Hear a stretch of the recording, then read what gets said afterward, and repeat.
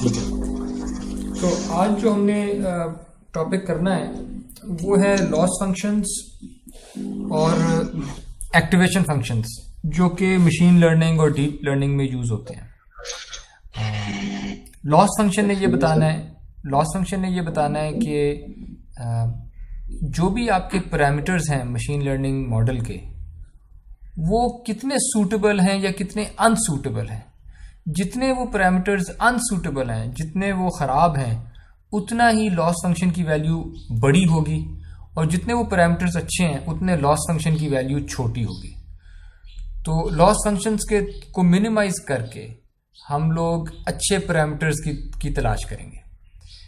और activation functions, अभी तक तुमने एक्टिवेशन फंक्शन का नाम भी नहीं लिया था कि एक्टिवेशन फंक्शन होता क्या है। जब हम परसेप्ट्रॉन पढ़ रहे थे तो परसेप्ट्रॉन का जो थ्रेशहोल्ड फंक्शन था, यानी W ट्रांसपोज X प्लस बायस करते थे और इस वैल्यू को थ्रेशहोल्ड करते थे। ये थ्रेशहोल्डिंग एक फंक्शन था। ये फैसला करता था कि न्यूरॉन ने 1 आउटपुट करना है कि 0 आउटपुट करना है, यानी क्या आपके न्यूरॉन ने एक्टिवेट होना है, फायर करना है या नहीं करना। तो ये थ्रेशहोल्ड फंक्शन एक्टिवेशन फंक्शन था। आज हम कुछ और एक्टिवेशन फंक्शंस भी देखेंगे थ्रेशहोल्डिंग के अलावा, जो मशीन लर्निंग में यूज होते हैं। ये हम इसलिए पढ़ रहे हैं क्योंकि अगर आपने एक मल्टीलेयर परसेप्ट्रॉन को ट्रेन करना है, जो कि मैंने लास्ट लेक्चर में कहा था कि हम अब अगले लेक्चर्स में ये देखेंगे कि मल्टी लेयर परसेप्ट्रॉन्स, सिर्फ एक परसेप्ट्रॉन नहीं, मल्टी लेयर परसेप्ट्रॉन्स को ट्रेन कैसे कर सकते हैं। उससे पहले वी नीड टू स्टडी कि ग्रेडियंट कंप्यूटेशन कैसे करते हैं। ये अगर आपको डिफरेंशिएशन आती है, डेरिवेटिव्स निकालना आते हैं, तो that's done. We need to know कि ग्रेडियंट डिसेंट क्या एल्गोरिथम है, ये हमने लास्ट टाइम देख लिया था। We are done with this. So आज के लेक्चर्स में हम ये चीज़ें देखेंगे कि लॉस फंक्शंस क्या होते हैं, और इफ टाइम परमिट्स तो ये देखेंगे कि एक्टिवेशन फंक्शंस किस किस्म के यूज़ किए जा सकते हैं थ्रेशहोल्डिंग के अलावा। नोटेशन कुछ देख लेते हैं। अगर तो मैंने लोअर केस x लिखा हुआ है, लोअर केस x, और वो एक रियल नंबर है, इसे कहेंगे यूनिवेरिएट इनपुट। ठीक है, बस it's just one number, univariate input. लेकिन अगर आपकी इनपुट एक वेक्टर है, मैंने बोल्ड करके लिखा हुआ है, और वो D dimensional real number space में लाई करता है, यानी इसके अंदर x1 है, x2 है, xd तक, ये वेक्टर है, वेक्टर ऑफ रियल नंबर्स। इसको कहेंगे मल्टीवेरिएट इनपुट। ठीक है, इसी तरह टारगेट्स के साथ आपका टारगेट जो है वो यूनिवेरिएट हो सकता है, एक नंबर, या आपका टारगेट मल्टीवेरिएट हो सकता है, k नंबर्स का वेक्टर। इसी तरह आउटपुट्स के साथ है, आपके नेटवर्क की या मल्टीलेयर परसेप्ट्रॉन की आउटपुट एक यूनिट हो सकता है, रियल नंबर जो आउटपुट कर रहा हो, या फिर वो मल्टीपल आउटपुट्स हो सकती हैं। के मैं इसलिए कह रहा हूं क्योंकि अगर आपका डिजायर्ड टारगेट k डिमेंशनल है तो आपकी आउटपुट भी k डिमेंशनल होनी चाहिए, इसलिए मैंने इनके लिए सेम रखा। और थीटा से मैं डिनोट करूंगा जितने भी मेरे मॉडल के जितने भी पैरामीटर्स हैं, सारे के सारे ऑल लर्नेबल पैरामीटर्स। ठीक है, फॉर एग्जांपल पहले न्यूरॉन का पहला वेट, पहले न्यूरॉन का दूसरा वेट, सो ऑन, दूसरे न्यूरॉन का पहला वेट, दूसरे न्यूरॉन का दूसरा वेट, सो ऑन, तीसरे न्यूरॉन का पहला weight, so on. I don't know, let's say आपके ओवरऑल 100 यूनिट्स थे, 100 न्यूरॉन्स थे, 100 परसेप्ट्रॉन्स थे, तो 100वें का पहला वेट एंड सो ऑन। ठीक है, फिर सारे के सारे बायसेस, जितने भी बायस थे, पहले का दूसरे के जितने भी बायसेस थे, जितने भी पैरामीटर्स हैं जो आपने लर्न करने हैं, आपने अपने मॉडल को कहना है कि एडजस्ट करो इनको, ताकि मैं जब इनपुट्स दूं तो टारगेट्स जैसी आउटपुट्स आए, वो सारों को मैं थीटा से डिनोट करूंगा। ओके, सबसे पहले देख लेते हैं रिग्रेशन। रिग्रेशन प्रॉब्लम ये होती है कि आपने एक फंक्शन को अप्रॉक्सीमेट करना है। ठीक है, लेट्स से कि आपके पास फंक्शन की वैल्यूज यानी लेट्स कंस्ट्रक्ट एन एग्जांपल कि आपके पास x1 की कोई एक वैल्यू है और उस वैल्यू पे जो टारगेट है t1 उसकी ये वैल्यू है, ठीक है। इसी तरह कोई और x2 है और उस पे टारगेट की वैल्यू ये है t2, ठीक है। इसी तरह बहुत सारे हैं, x3 हो सकता है यहाँ पे हो, x3 यहाँ पे और इस पे टारगेट की वैल्यू ये हो, ठीक है। x4 हो सकता है यहाँ पे हो, सॉरी, x4 इधर हो और यहाँ पे टारगेट की वैल्यू ये हो, एंड सो ऑन। सो आपके पास बहुत सारे हो सकते हैं।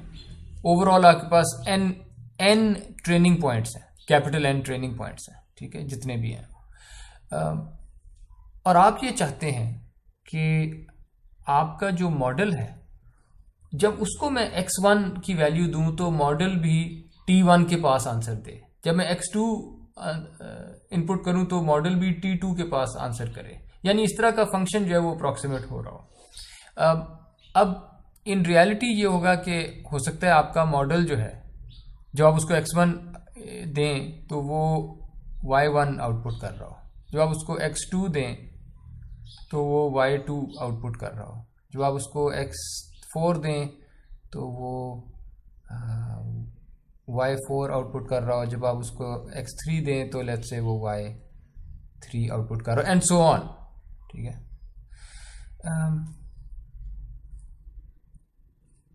अब हम एक लॉस डिफाइन कर सकते हैं, और वो लॉस, ये वाली वैल्यूज, एक तरीका जो है लॉस का वो है कि ये वाले जो डिस्टेंसेस हैं, ये वाले डिस्टेंसेस, इनको ऐड कर लेते हैं, ठीक है। यानी जो भी डिफरेंस है y और t का, उनको ऐड कर देते हैं। लेकिन अगर आप डिफरेंसेस को ऐड करेंगे तो नोट करें कि 2 दफा ये डिफरेंस जो है, अगर y1 माइनस t1 करूं मैं, y1 माइनस t1, तो ये नेगेटिव नंबर आएगा क्योंकि y1 छोटा था, ठीक है। तो होगा ये कि ये जो भी हमारा लॉस है, ये इस केस में नेगेटिव में आ जाएगा, इस केस में ये पॉजिटिव में आ जाएगा, इस केस में ये फिर से पॉजिटिव में आ जाएगा, y बड़ा है, और इस केस में लॉस नेगेटिव में आ जाएगा। इसका मतलब है कि ये नेगेटिव और पॉजिटिव लॉसेस तो एक दूसरे को कैंसिल आउट करने लग जाएंगे, और इवन दो ये y वैल्यूज t वैल्यूज से फर्क हैं, लेकिन चूंकि ये कैंसिल आउट कर देंगे तो आपको लॉस कम लगेगा जितना एक्चुअली है। इसलिए आप यहां पे स्क्वेयर्ड लॉस यूज करते हैं, यानी हमारा जो लॉस फंक्शन है वो इस तरह से डिफाइन हो रहा है कि जितना भी डिफरेंस है, जितना भी डिफरेंस है आउटपुट में और डिजायर्ड टारगेट में, उसका स्क्वायर ले लें आप। स्क्वायर जब करेंगे वो हमेशा पॉजिटिव होगा, स्क्वायर कभी माइनस नहीं हो सकता, इसलिए कुछ कैंसिलेशन नहीं अब होगी। तो इसका स्क्वायर कर दें और तमाम एग्जांपल्स पे ये स्क्वायर्ड वैल्यूज को सम कर दें, ये एक नंबर आ जाएगा। जितनी मर्जी ट्रेनिंग एग्जांपल्स थी, स्क्वायर्ड डिफरेंसेस को आप सम कर दें।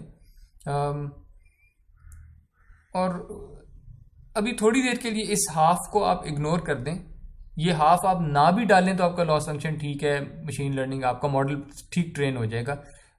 तो बाद में इस हाफ पे आते हैं, ठीक है। इसको कहते हैं सम ऑफ स्क्वायर्ड एरर्स, ठीक है। सम ऑफ स्क्वायर्ड डिफरेंसेस भी कहते हैं और सम स्क्वायर्ड एरर भी कहते हैं, क्योंकि मैं एरर को लेता हूं जो कि yn माइनस tn था, उसको स्क्वायर करता हूं और फिर उन सब का सम कर देता हूं, और चूंकि मैंने हाफ से मल्टीप्लाई किया हुआ था इसे मैं यहां हाफ भी कह देता हूं। ये हाफ कभी होता है कभी नहीं होता, यूजुअली ये हाफ होता है, राइट। तो इसको हम SSE कहेंगे, sum squared error, half sum squared error. इसको L2 लॉस भी कहते हैं, क्योंकि अगर वेक्टर्स की जुबान में देखा जाए तो ये L2 नॉर्म है किसी वेक्टर का। जब भी आप डिफरेंसेस का स्क्वायर करके सम करते हैं तो ये L2 नॉर्म इसको कहा जाता है, तो इसको L2 लॉस भी कहते हैं। ये मैं ओके, तो ये तो हो गया यूनिवेरिएट। अगर आपकी मल्टीवेरिएट है, इनपुट्स भी आउटपुट्स भी और टारगेट्स भी, तो ये जिसको मैं वाई एन कह रहा हूं, ये असल में क्या है? वाई एन में के वैल्यूज पड़ी होंगी, वेक्टर होगा। टी एन में के वैल्यूज पड़ी होंगी, ये भी वेक्टर होगा। और ये जब मैंने इन दो वेक्टर्स के डिफरेंस का स्क्वायर्ड नॉर्म लिया हुआ है, ये असल में तो ऐसे लिखा जाएगा, हाफ एन इक्वल्स 1 से लेके सारी की सारी ट्रेनिंग एग्जांपल्स। उसके बाद ये नॉर्म अब मैं खोल रहा हूँ। नॉर्म इस तरह खुलेगा कि जो भी साइज था वेक्टर का, जो कि के डिमेंशनल हमने कहा था पिछली स्लाइड पे, और फिर यहाँ पे हम करेंगे वाई एन की kth value minus T N की केथ वैल्यू और उनका एरर जो भी आता है उसका स्क्वायर। ठीक है, यानी ये जो मैंने सम स्क्वायर्ड लिखा है,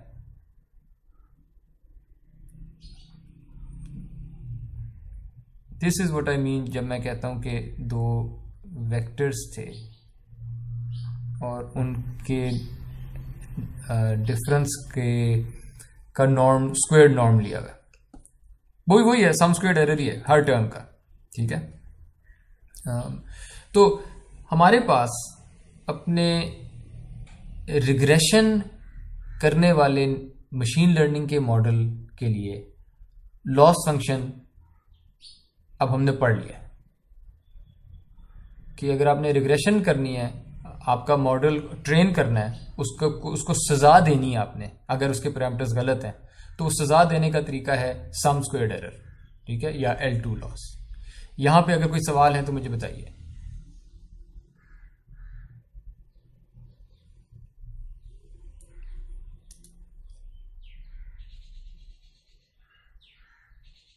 आगे चलें।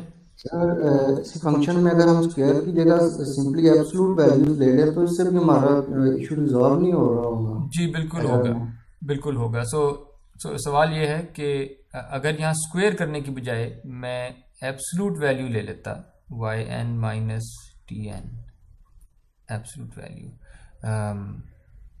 और इनको सम कर लेता, तो इसको कहते हैं L1 लॉस, क्योंकि ये L1 नॉर्म है। एब्सोल्यूट वैल्यू जब कंप्यूट करते हैं तो इसको L1, सो बिल्कुल। और there is a huge part of machine learning जो L1 लॉस को मिनिमाइज करती है और उसके अपने कॉन्सिक्वेंसेस होते हैं। तो द आंसर इज यस, वो भी कर सकते थे आप। ठीक है, ओके। ओके। सर हम डिसाइड कैसे करेंगे कि कब हमने L1 यूज करना है और कब L2?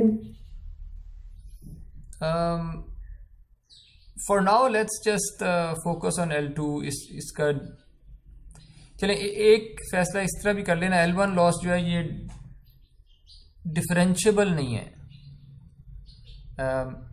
जब सम स्क्वायर्ड एरर, ये जो मैंने लेफ्ट पे टर्म लिखी हुई है L2 लॉस वाली, ये डिफरेंशिएबल है, इसका डेरिवेटिव आप कंप्यूट कर सकते हैं। L1 लॉस जो है ये भी ऑलमोस्ट एवरीवेयर डिफरेंशिएबल है, कुछ जगह पे डिफरेंशिएबल नहीं रहता ये। लेकिन देखिए फॉर नाउ मैं इन चीज़ों में अभी घुसना नहीं चाह रहा। Let's just stay with L2 loss, ताकि हम L2 लॉस के साथ कई चीज़ें सीख लेंगे, वो सारी चीज़ें अप्लाई करती होंगी L1 लॉस के साथ भी। So let's learn the whole process with L2 loss, और जब at advanced stages you can decide later कि L1 loss चाहिए कि नहीं चाहिए। Okay, sir. Okay। अच्छा, अब थोड़ा सा बैकग्राउंड हम प्रोबेबिलिटी का और नेचुरल लॉग का थोड़ा सा बैकग्राउंड हम ले लेते हैं। जिसको आप लॉगरिदम फंक्शन कहते हैं, नोटिस कि वो एक मोनोटोनिकली इंक्रीजिंग फंक्शन होता है। What I mean by this is कि आपके पास यहाँ पे लॉग एक्स का फंक्शन प्लॉट हुआ है, एंड यू कैन सी कि जब एक्स इंक्रीज करता है तो आपका लॉग फंक्शन भी इंक्रीज ही कर रहा है, डिक्रीज नहीं कर रहा। ठीक है। सो इसे कहते हैं मोनोटोनिकली इंक्रीजिंग फंक्शन, कि अपनी आर्ग्यूमेंट अपनी इनपुट के हिसाब से जब वो इनपुट इंक्रीज होती है तो लॉग फंक्शन भी इंक्रीज ही होता है, डिक्रीज नहीं होता। हो सकता है बराबर रह ले लेकिन डिक्रीज नहीं होता, ठीक है। इनफैक्ट ये तो बस इंक्रीज होता है, मोनोटोनिकली इंक्रीजिंग फंक्शन है। ओके फाइन, ये बात कवर हो गई। दूसरी ऑब्जर्वेशन ये है कि जिसको हम प्रोबेबिलिटी कहते हैं, प्रोबेबिलिटी हमेशा 0 और 1 के बीच में होती है, ये हमें पहले से पता है। अब लॉग फंक्शन को ही देखते हैं बिटवीन 0 एंड 1, ठीक है। और यहां पे मैंने फिर से लॉग फंक्शन ही किया, लेकिन यहां पे प्रोबेबिलिटी ऑफ एक्स इनपुट की है। यानी एक लॉग फंक्शन है जिसकी इनपुट 0 से 1 के बीच में आ रही है, विच मीन्स कि मेरे जो एक्स एक्सिस पे वैल्यूज हैं वो 0 से स्टार्ट होती हैं और 1 पे ख़त्म हो जाती हैं, ठीक है। तो ये वही फंक्शन है जो लेफ्ट पे है, लेकिन मैंने जूम इन किया हुआ है कि मैं उसकी वैल्यू सिर्फ 0 से 1 तक देख रहा हूँ। आप लोगों ने अपनी रेसिटेशन नंबर 2 में देखा होगा कि मैटप्लॉटलिब की शायद रेसिटेशन थी जिसमें एक फंक्शन आप प्लॉट कर सकते हैं और फंक्शन को जूम इन कर सकते हैं, ठीक है। तो आप लोग ये ट्राई करें खुद कि एक फंक्शन आप प्लॉट करें लॉग का और उसको जूम इन करके देखें 0 से 1 तक, एंड यूल सी कि इस तरह की वैल्यू आती है। Now what is interesting is कि लॉग फंक्शन की वैल्यू बिटवीन 0 एंड 1 वो हमेशा नेगेटिव है, यानी 1 पे लॉग फंक्शन की वैल्यू इज 0 और 0 पे लॉग फंक्शन की वैल्यू -∞ की तरफ चली जाती है एसिम्प्टोटिकली, ठीक है। So the log function is negative for probability values, okay. इसका मतलब है कि अगर मैं लॉग फंक्शन का नेगेटिव ले लूं minus of the log function, ये फिर पॉजिटिव होगा फॉर प्रोबेबिलिटी वैल्यूज, ठीक है। इनफैक्ट ये इस मिडल में जो ब्लू कर्व है उसी को फ्लिप किया होगा, ठीक है, minus log. So here is my minus log function, लेकिन जब इसकी इनपुट प्रोबेबिलिटी की वैल्यू है और this goes to positive infinity की तरफ चला जाता है जब 0 है प्रोबेबिलिटी है, और 0 को टच करता है, इट बिकम्स 0 जब आपके पास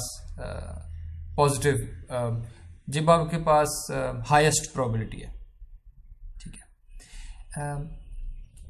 ये जो बिहेवियर है नेगेटिव लॉस फंक्शन का, इसको हम यूज करेंगे और अब हम कहेंगे कि हम अपना जो लॉस फंक्शन है वो ये नेगेटिव लॉग रख सकते हैं। यानी जब भी मेरे पास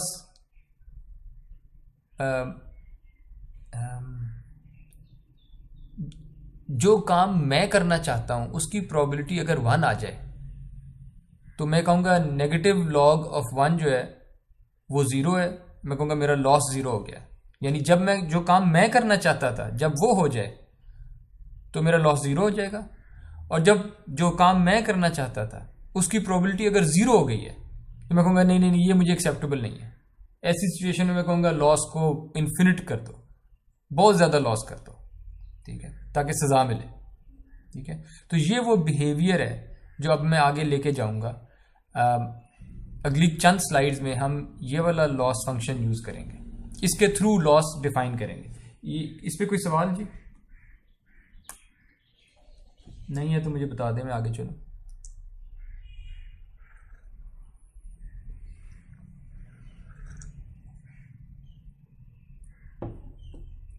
ओके आगे चलते हैं।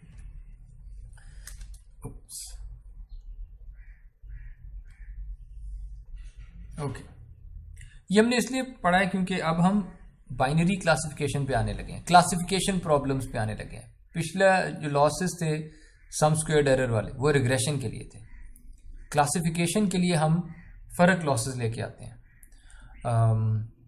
और सबसे पहले हम देखने लगे हैं binary classification, 2 class classification. For 2 class classification targets can be binary, यानी अगर nth training example xn if it belongs to class 0 तो हम अगर उसके टारगेट की वैल्यू 0 है तो हम कहेंगे xn belongs to class C0। अगर xn के कॉरस्पॉन्डिंग टारगेट की वैल्यू अगर 1 है तो हम कहेंगे it belongs to the other class 1। ठीक है, तो हमारी 2 क्लासेस है सिर्फ। ठीक है, इसको ऐसे देख लें कि आपके पास 2 क्लासेस हैं। एक साइड को आप कह दें कि लेट्स से ये क्लास 0 है, दूसरी को कह दें लेट्स से ये क्लास 1। ये हमारी सिंपल प्रॉब्लम है जो हम सॉल्व करना चाह रहे हैं, और हम ये बाउंड्री लर्न करना चाह रहे हैं कि सबसे अच्छी कौन सी बाउंड्री है जो क्लास 0 क्लास 1 को सेपरेट करती होगी। अब हम किस तरह से ये अचीव करने लगे? ये तो थे हमारे टारगेट्स, ये तो ट्रेनिंग सेट आपने दिया होगा कि इन इनपुट्स पे ये टारगेट होना चाहिए, इन इनपुट्स पे ये टारगेट होना चाहिए। जो तीसरी चीज है वो है आपके मॉडल की आउटपुट। nth ट्रेनिंग एग्जांपल पे आपका मॉडल जो आउटपुट करता है उसको मैं yn कहने लगा हूं, और मैं कह रहा हूं कि अगर मैं मॉडल की आउटपुट को रिस्ट्रिक्ट कर दूं, अगर ये पॉसिबल हो कि मेरे मॉडल की आउटपुट 0 and 1 के बीच में आती हो, तो फिर तो मैं ऐसे कह सकता हूं ना कि मेरा मॉडल जो आउटपुट कर रहा है वो एक प्रोबेबिलिटी है, क्योंकि प्रोबेबिलिटी भी 0 और 1 के बीच में होती है। तो मैं yn को एक प्रोबेबिलिटी कंसिडर करूंगा। ठीक है, लेकिन कौन सी प्रोबेबिलिटी? मैं उसको धक्के से खुद ये इंटरप्रिटेशन दे रहा हूं कि जो भी ये yn नंबर निकला है 0 से 1 के बीच में, ये प्रोबेबिलिटी है कि आपकी जो xn इनपुट थी वो क्लास 1 को बिलोंग करती थी। क्या प्रोबेबिलिटी है? That xn belongs to class 1। ठीक है, तो formally this is what we mean. yn, if it lies between 0 and 1, we will consider it to be the probability of class 1 given example xn। अगर ये probability 1 के करीब है तो हम कह रहे हैं कि अच्छा xn, या इनफैक्ट अगर ये प्रोबेबिलिटी 0.5 से बड़ी है, अगर आपने फैसला करना है, और मैं आपको बताता हूं कि yn जो मेरे पास आंसर आया है वो 0.55 आ गया है। अब मैं आपसे कहता हूं बताएं जी फिर xn कौन सी क्लास में है, तो आप क्या कहेंगे? कोई आंसर दे सकता है मुझे? xn के बारे में आप क्या फैसला करेंगे? मैंने कहा फैसला करना ही करना है। अब एनीवन?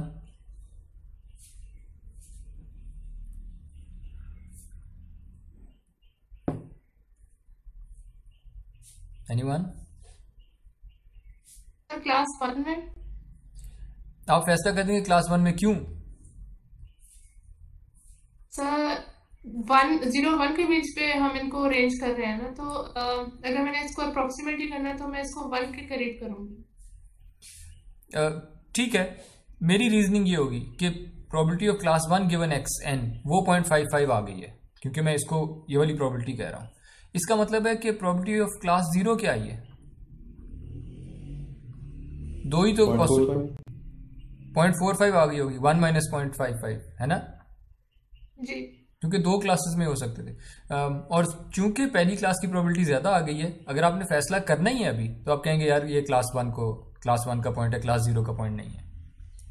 ठीक है, तो क्लासिफिकेशन हो गई ना, हमारा मकसद क्लासिफिकेशन था, हो गई।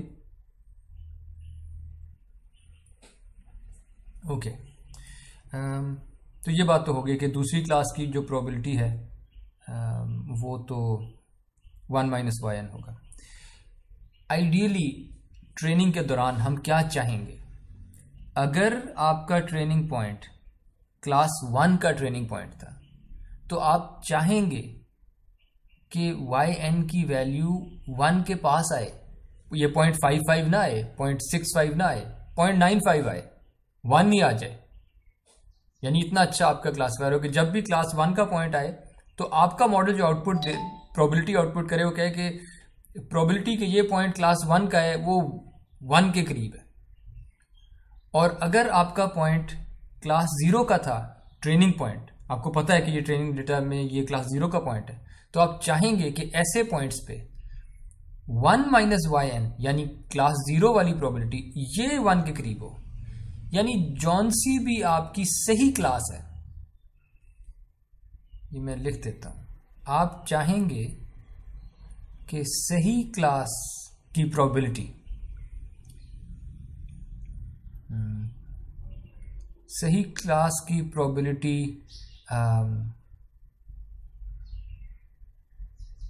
Should be close to 1, in fact should be 1। मैं तो ये चाहूंगा सही क्लास की प्रोबेबिलिटी 1 आए। और क्योंकि यहां तो आप कहते थे ना प्रोबेबिलिटी शुड बी 1, मैं अगर प्रोबेबिलिटी को नेगेटिव लॉग में से गुजार दूं, negative log, remember negative log ऐसा फंक्शन था जो 1 प्रोबेबिलिटी पे 0 आंसर देता था और 0 प्रोबेबिलिटी पे इन्फिनिटी की तरफ जाता हुआ आंसर देता था। तो मैं हमेशा ये चाह रहा हूं कि मेरी सही क्लास की प्रोबेबिलिटी ये आती रहे, 1 के करीब आती रहे, ठीक है। विच मीन्स कि मैं चाहूँगा कि नेगेटिव लॉग yn अगर तो मेरा डेटा पॉइंट क्लास 1 का डेटा पॉइंट था, और ये बोल्ड होना चाहिए था वैसे, बाय द वे टाइपो है, अगर मेरा डेटा पॉइंट क्लास 1 का डेटा पॉइंट था तो मैं चाहूँगा कि नेगेटिव लॉग ऑफ क्लास 1 की प्रोबेबिलिटी ये 0 हो। अगर मेरा डेटा पॉइंट क्लास 0 का पॉइंट था तो मैं चाहूँगा कि नेगेटिव लॉग ऑफ क्लास 0 की प्रोबेबिलिटी, अगेन सही क्लास की probability, should B negative log of सही क्लास की प्रोबेबिलिटी शुड बी 0। दोनों केसेस में मैं 0 की तरफ गया, ठीक है।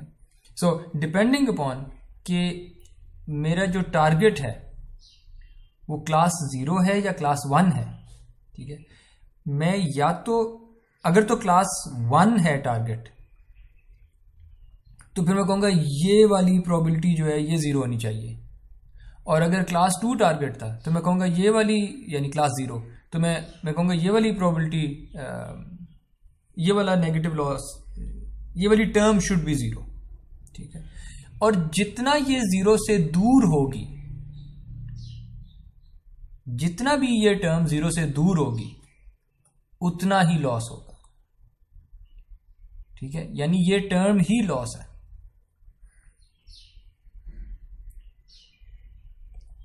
यहां तक कोई सवाल? इसको बल्कि अभी इसको ना लॉस फंक्शन के अंदर डाल के देखते हैं, इसको भी देखते हैं, थोड़ा सा शायद वहां से क्लियर हो जाए। यानी बाइनरी क्लासिफिकेशन, जब सिर्फ 2 क्लासेस हैं आपके पास, तो आपने करना सिर्फ ये है कि आपने टारगेट को देखना है।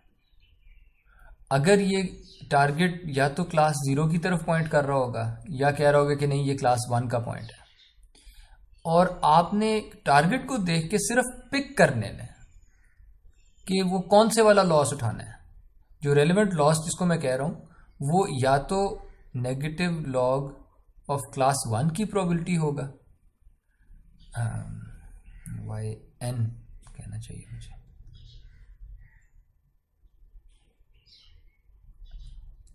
Let me right this again. आपका जो लॉस है वो या तो नेगेटिव लॉग होगा क्लास 1 की प्रोबेबिलिटी, या वो नेगेटिव लॉग होगा क्लास 0 की प्रोबेबिलिटी, ठीक है। आपने सिर्फ फैसला करना है इनमें से उठाना कौन सा है, सही क्लास वाला उठाना है। सही क्लास कौन सी थी, ठीक है, वो tn बता रहा है कौन सी क्लास थी। तो हम अपना लॉस अब ऐसे लिखने लगे हैं, मैं हर ट्रेनिंग एग्जाम्पल पे जाऊंगा, सारी ट्रेनिंग एग्जाम्पल्स देखूंगा, सारों पे जो लॉसेस आते हैं उनको सम कर दूंगा, लॉस आ कैसे रहे हैं। अब मैं एक एग्जाम्पल पे गया, मैं nth एग्जाम्पल पे गया, tn या 0 होगा या 1 होगा। इसका मतलब है ये जो 2 टर्म्स हैं, let me use a different colour, ये जो 2 टर्म्स हैं क्या ये दोनों 1 हो सकती हैं या ये दोनों 0 हो सकती हैं? सर एट अ टाइम को एक 1 होगी, एट अ टाइम को एक 1 होगी, दूसरी 0 होगी। अगर tn 1 है तो ये पहले वाली टर्म सेलेक्ट हो जाएगी, अगर tn 0 है तो ये दूसरे वाली टर्म सेलेक्ट हो जाएगी, और उन टर्म्स में लिखा क्या हुआ है, एक में log y लिखा हुआ है, एक में log 1 माइनस वाई लिखा हुआ है, यानी उन क्लासेस की प्रोबेबिलिटीज के लॉस का लॉग, और जो माइनस साइन था वो बाहर आया हुआ है। तो असल में एग्जैक्टली वही हो रहा है कि मैं सिर्फ सही क्लास का जो लॉस बनता है उसको पिक कर रहा हूं हर ट्रेनिंग एग्जाम्पल के लिए, और फिर उन सारों को ऐड कर रहा हूं। That's it. इस लॉस फंक्शन को क्रॉस एंट्रोपी लॉस कहते हैं, क्रॉस एंट्रोपी। और चूंकि ये सिर्फ 2 क्लासेस में पिक करना था मैंने, तो इसको बाइनरी क्रॉस एंट्रोपी लॉस कहते हैं।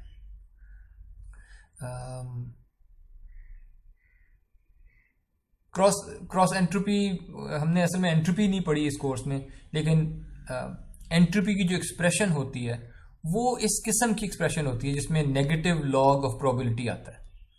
ठीक है, तो ये जो एंट्रोपी की टर्म आई है ना, ये इस वजह से आई क्योंकि एंट्रोपी की एक्सप्रेशन में negative log of some probability इस तरह की एक्सप्रेशन होती है, इसलिए इसका नाम एंट्रोपी है। अगर आप डर गए हो इस नाम से कि ये कहां से आ गया, इस वजह से इसको क्रॉस एंट्रोपी कहते हैं।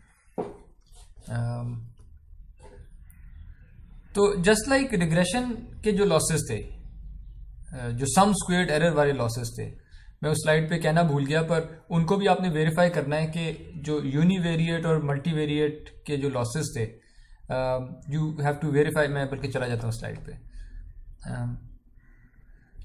यूनिवेरिएट रिग्रेशन और मल्टीवेरिएट रिग्रेशन के जो सम स्क्वेयर्ड एरर वाले लॉसेस थे, यू नीड टू वेरीफाई कि ये दोनों लॉस 0 होंगे जब आउटपुट्स और टारगेट्स y और t जब बिल्कुल मैच करते हो तमाम ट्रेनिंग एग्जांपल्स के लिए। और अगर वो मैच नहीं करते तो ये वेरीफाई करना है आपने कि दोनों लॉसेस ग्रेटर देन 0 होंगे, पॉजिटिव होंगे, नेगेटिव कभी नहीं होंगे। सिमिलरली ये जो हमने बाइनरी क्रॉस एंट्रोपी लॉस किया है, आपने वेरीफाई करना है कि बाइनरी क्रॉस एंट्रोपी लॉस भी एग्जैक्टली 0 हो जाएगा अगर आउटपुट्स और टारगेट्स मैच करते हो फॉर ऑल एन, हर ट्रेनिंग एग्जांपल पे। लेकिन अगर कहीं भी ये मैच नहीं कर रहे तो फिर ये आपने फिर वेरीफाई करना है कि ये लॉस ग्रेटर देन 0 तो हो सकता है, लेस देन 0 नहीं हो सकता। और चूंकि ये लॉसेस जितने भी हमने डिफाइन किए हैं ये ग्रेटर देन 0 हो सकते हैं और इनका मिनिमम जो है लॉस वो 0 होगा, it makes sense to minimize these losses. ठीक है, ओके। अब आते हैं मल्टी क्लास क्लासिफिकेशन पे। ठीक है, जिस तरह हमने जी बताइए। हम क्लासिफिकेशन के लिए मीन स्क्वायर एरर यूज कर सकते हैं लॉस? बिल्कुल क्या यूज, और why is it that we always go for binary cross entropy या any form of cross entropy for classification losses जब हम classification कर रहे होते हैं? क्यों नॉर्मली हम ये चूज करते हैं, क्यों मीन स्क्वायर एरर क्यों यूज नहीं करते हम? मेरे ज़हन से इस वक्त निकल रहा है कि उसकी वजह क्या थी। या तो ट्रेनिंग जल्दी हो जाती थी या क्लासिफायर बेहतर आता है, I am not sure. Arbish आप मौजूद हैं? Do you have any idea?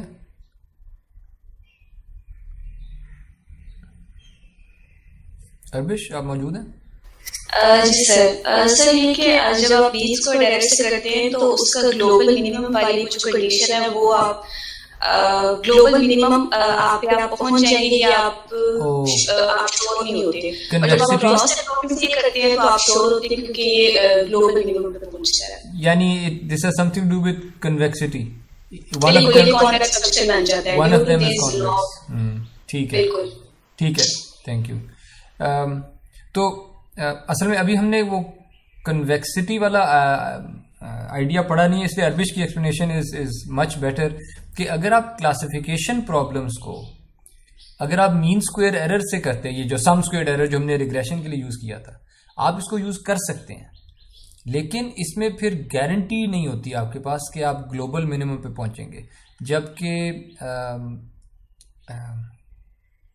जबकि इस तरह के लॉसेस जो हैं वो they are so called convex, तो उसमें आप ग्लोबल मिनिमम पे पहुंच जाते हैं जो क्रॉस एंट्रोपी वाला लॉस होता है। ठीक है, now let's go to multi class classification. Again मैंने क्लासिफाई करना है, but I have more than two classes, 3, 4, 5, इसको मल्टी क्लास कहते हैं, ठीक है, more than two classes. Multi class classification के लिए हम अपने टारगेट्स को इस तरह से लिखेंगे कि मेरी nth एग्जाम्पल का जो टारगेट वेक्टर है, नोटिस कि ये बोल्ड है, so it's a vector. nth example का जो टारगेट वेक्टर है उसके अंदर k नंबर्स होंगे और सारे के सारे जीरोज होंगे, लेकिन एक नंबर जो है, सिर्फ एक, वो 1 होगा। और इसका मतलब ये है इस केस में कि फॉर एग्जांपल हमारे पास Tn3 अगर 1 आ गया, इसका मतलब है कि nth example belongs to class 3। अगर Tn2 1 आ गया होता तो मैं कहता nth example belongs to class 2। तो इसे वन हॉट वेक्टर कहते हैं कि ये वेक्टर जो है इसमें सिर्फ एक जगह गर्म होती है, बाकी सारी जगह ठंडी है, बाकी सारी जगह ऑफ है, एक जगह ऑन है, ठीक है। इसको वन ऑफ के कोडिंग भी कहते हैं कि के नंबर्स हैं, उनमें से सिर्फ एक नंबर ऑन होगा, ठीक है। तो आई होप कि ये that's clear to you guys कि जब भी मैंने अपना बताना है कि मेरा पॉइंट कौन सी क्लास को बिलोंग करता है, तो मैं एक वेक्टर लूंगा, उस वेक्टर में तमाम जीरोज होंगे, उस वेक्टर का साइज होगा जितनी मेरी क्लासेस हैं, लेकिन उनमें से सिर्फ एक जगह पे 1 पड़ा होगा। जिस जगह पे 1 पड़ा है वहां से पता लग रहा है कि क्लास कौन सी है। ओके, अगेन ये तो थे टारगेट्स, ये तो टारगेट्स की बात हो रही थी। अब हम अपने आउटपुट्स की बात करते हैं। बाइनरी में भी हमने क्या किया था, अपनी आउटपुट को हमने प्रोबेबिलिटी की तरह ट्रीट किया था कि अगर प्रोबेबिलिटी 0 से 1 के बीच में आ जाए, सॉरी, अगर आउटपुट 0 से 1 के बीच में आ जाए तो हम उसे प्रोबेबिलिटी कहेंगे। अब यहां पे जो मेरे टारगेट्स हैं वो k डिमेंशनल है, इसी तरह मेरे जो आउटपुट्स होंगे वो भी k डिमेंशनल होंगे, यानी मेरा nth एग्जाम्पल पे जो आउटपुट है वो भी एक वेक्टर होगा, मैंने बोल्ड में लिखा हुआ है यहां पे। और मैं चाहूंगा अब ये कि जो पहला yn1 है, जो पहला आंसर है, वो पहली क्लास में होने की प्रोबेबिलिटी हो, और जो yn2 है वो दूसरी क्लास में होने की प्रोबेबिलिटी हो, एंड सो ऑन। यानी मेरे वेक्टर, आउटपुट वेक्टर में जो k नंबर्स लिखे होंगे, हर नंबर की इंटरप्रिटेशन ये होगी कि वो उस कॉरस्पॉन्डिंग क्लास में होने की प्रोबेबिलिटी बता रहा है, ठीक है। विच मीन्स कि अगर ये 5 प्रोबेबिलिटीज हैं, इनका सम क्या आना चाहिए? 1 आना चाहिए। सम ऑफ प्रोबेबिलिटीज तो 1 होता है। यानी अगर मैं अपने yn k जो वैल्यूज हैं, k पे अगर मैं सम कर दूं तो इसका आंसर 1 आना चाहिए, ठीक है। ये यहां पे लिखा हुआ है पॉइंट नंबर 2, ये वही लिखा हुआ है। और हर yn जो नंबर आया हुआ है वो खुद एक प्रोबेबिलिटी है, विच मीन्स के वो 0 से 1 के बीच में होगा। ये कैसे होना है ये हम बाद में देखेंगे। मैं तो अभी एक बिग इफ यहाँ पे लगाया हुआ है कि अगर मैं ये मैनेज कर सकूं कि मेरी आउटपुट्स जो हैं अगर वो इस तरह की निकल आए कि हर एक यूनिट की आउटपुट 0 से 1 के बीच में हो, और वो 5 जो यूनिट्स थे आउटपुट के, उनकी वैल्यूज का सम करूं तो वो 1 आ जाए, इसका मतलब है कि ये प्रोबेबिलिटीज थी। हम धक्के से उनको ट्रीट करेंगे एज प्रोबेबिलिटीज। तो मैं एम्फसाइज किया we are considering them to be probabilities. Then ये बाद में देखेंगे कि हम थ्रेशोल्ड, जो परसेप्ट्रॉन का थ्रेशोल्ड फंक्शन था, थ्रेशोल्ड की बजाय कुछ और एक्टिवेशन फंक्शंस ले आएंगे जिनसे हम प्रोड्यूस करेंगे ऐसे नंबर्स जो प्रोबेबिलिटी वैल्यूज बनती हैं। ये हम बाद में देख लेंगे। यहां तक कोई सवाल?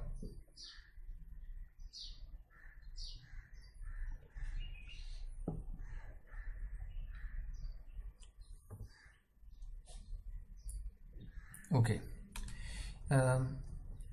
अभी हम मल्टी क्लास क्लासिफिकेशन पे ही हैं और अब वो लॉस फंक्शन देखते हैं। अभी तो टारगेट्स और आउटपुट्स को देखा था, अब लॉस फंक्शन पे आते हैं। फिर से वही आइडिया यूज करते हैं कि जो हमने बाइनरी क्रॉस एंट्रोपी लॉस में किया था कि हम टारगेट को देखेंगे और टारगेट को देख के कहेंगे कि सही क्लास वाली प्रोबेबिलिटी का जो लॉस है ना वो उठा लें। और अब मैं यहां टर्म यूज कर रहा हूं नेगेटिव लॉग लॉस। पहले भी हम यही नहीं करते थे, नेगेटिव लॉग और आगे सही क्लास की प्रोबेबिलिटी होती थी, या वो yn होता था या वो 1 माइनस yn होता था, यानी जौन सी भी सही क्लास है, ठीक है, तो वो जौन सी भी सही क्लास है उसकी प्रोबेबिलिटी उठानी, ठीक है।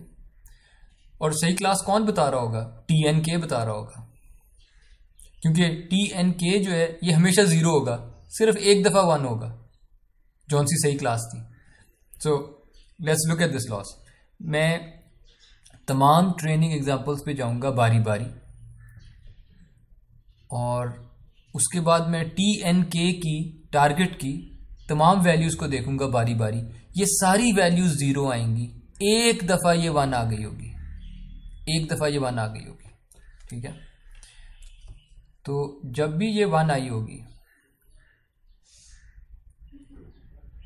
उस बारी उस क्लास में होने की जो प्रोबेबिलिटी है yn के,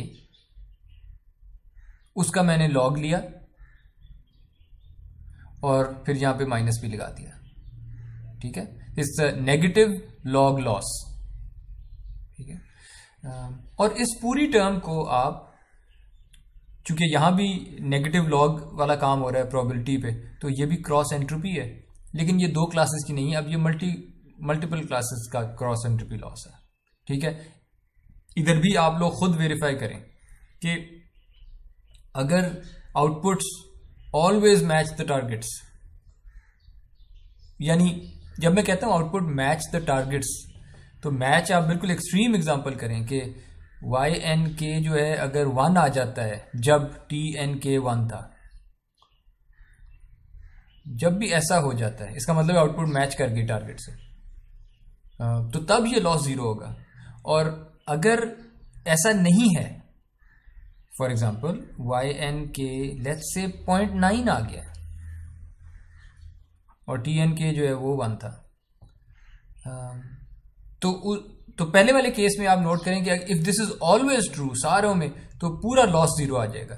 और अगर इस तरह का कोई केस आ जाता है तो ये केस अलोन लॉस को 0 से बढ़ा देगा। बाकी एग्जांपल्स पे भले 0 रहे, ये अलोन इस nth एग्जांपल पे जो लॉस आया है ये ग्रेटर देन 0 आ जाएगा। तो ये आप लोग वेरीफाई कर लीजिएगा। पर अगेन इंपॉर्टेंट बात ये है कि ये मिनिमम वैल्यू इस लॉस की 0 है, ये नेगेटिव में नहीं जाएगा कभी। That's why it makes sense to minimize this loss. Okay. Convexity तो आ गई अब। किसी भी फंक्शन को जब आप देखते हैं, कुछ फंक्शन होते हैं जो कॉन्वेक्स होते हैं। कन्वेक्सिटी की डेफिनेशन ये है कि आप अपने फंक्शन में से कोई भी पॉइंट उठा लें। So let me draw line. आप यहां से एक लाइन खींचें यहां तक, यानी फंक्शन के 2 पॉइंट्स को मिला दें। तो ये एक आपको ब्लू कॉर्ड नजर आ रही है, एक आपको ये ग्रीन कॉर्ड नजर आ रही है जो मैंने ड्रॉ की है। ये दोनों कॉर्ड्स आप देखें, ये हमेशा फंक्शन की जो वैल्यू है, जो रेड कर्व है, उसके ऊपर है, कभी नीचे नहीं जाती, ठीक है। आप फंक्शन के कोई भी पॉइंट्स जोड़ लें, फंक्शन के कोई भी 2 पॉइंट्स जोड़ लें, ये जो ग्रीन कॉर्ड बन रही है ना, ये हमेशा फंक्शन के ऊपर आएगी, ठीक है। कोई भी कॉर्ड जोड़ लें, हमेशा फंक्शन के ऊपर आएगा आंसर, ठीक है। ऐसा फंक्शन जिसमें हर कॉर्ड फंक्शन के ऊपर या फंक्शन से ऊपर लाई करती है, इसे कॉन्वेक्स फंक्शन कहते हैं, ठीक है। इसे कॉन्वेक्स फंक्शन कहते हैं। लेकिन ये कॉन्वेक्स तब होगा जब हर कॉर्ड ऐसी हो। फॉर एग्जांपल इस वाली केस में नीचे जो मैंने ड्रॉ किया हुआ है, इसमें अगर मैं कॉर्ड ड्रॉ करूं यहां से यहां, ये वाली कॉर्ड कुछ केसेस में फंक्शन के नीचे नहीं चली गई, यहां से यहां तक ये फंक्शन के नीचे चली गई है। तो ये जो नीचे फंक्शन मैंने ड्रॉ किया हुआ है ये कॉन्वेक्स नहीं है, ठीक है। लेकिन ये ऊपर वाली फिगर में जो फंक्शन है ये कॉन्वेक्स है, because every chord is greater than और इक्वल टू द फंक्शन। जो कॉन्वेक्स फंक्शंस होते हैं,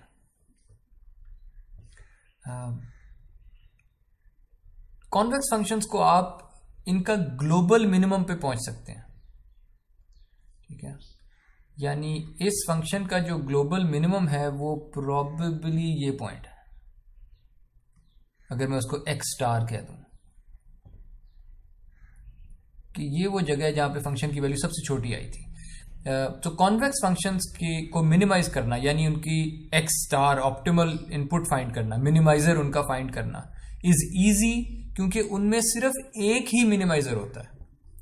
सो convex functions can be minimised by finding the stationary point. Stationary point हमने लास्ट टाइम देखा था कि ऐसा पॉइंट जहां पे डेरिवेटिव 0 हो जाए, और वो सिर्फ एक होगा कॉन्वेक्स फंक्शंस में, और वो ग्रेडियंट इक्वल टू 0 सेट करके निकाला जा सकता है। ये तो होगी अच्छी बात। बुरी बात ये है, इस कोर्स में हम काम कर रहे होंगे न्यूरल नेटवर्क्स के साथ। न्यूरल नेटवर्क्स के लॉस फंक्शंस कॉन्वेक्स नहीं होंगे, वो इस तरह के होंगे जिस तरह ये नीचे वाला फंक्शन है, और ये भी बहुत वेल बिहेव्ड है। इससे भी कई दर्जे ज्यादा मिसबिहेव्ड फंक्शंस होंगे न्यूरल नेटवर्क्स के, तो वो कॉन्वेक्स नहीं होंगे, ठीक है। उनमें मल्टीपल लोकल मिनिमा होंगे, ठीक है, उनमें मल्टीपल लोकल मैक्सिमा हो सकते हैं, ठीक है। हम ग्रेडियंट डिसेंट को यूज करेंगे या उसका कोई फ्लेवर किसी लोकल मिनिमम पे पहुंचने के लिए। न्यूरल नेटवर्क्स में